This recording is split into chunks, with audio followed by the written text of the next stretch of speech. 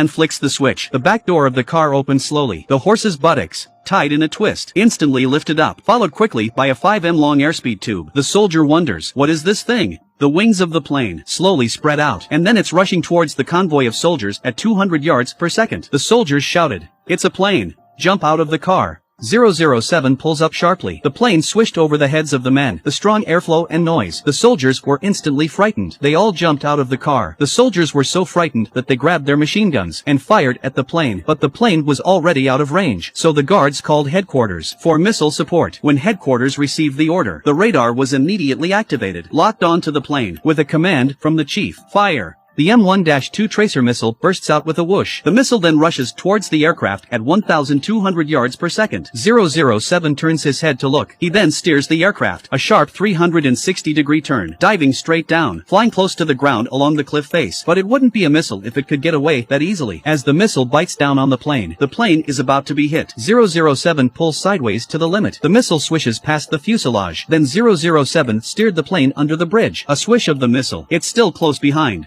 007 is in the air and does a 3.5 turn, but the nimble missile twists left and right. It won't let go, so 007 makes a dive. He steers the plane straight towards the enemy's warehouse.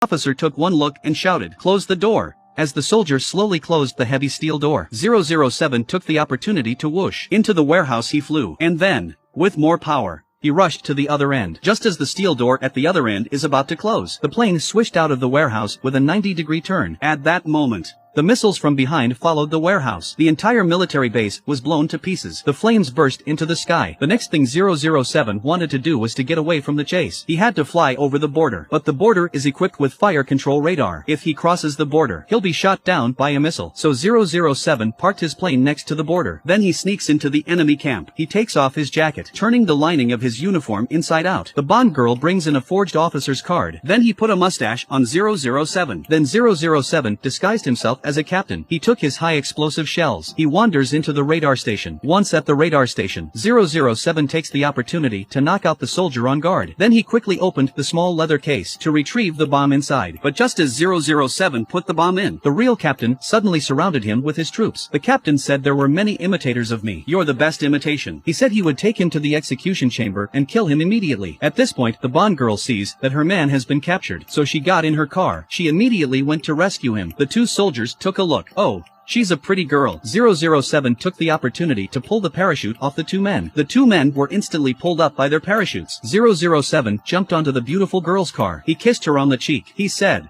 "Good job, my baby."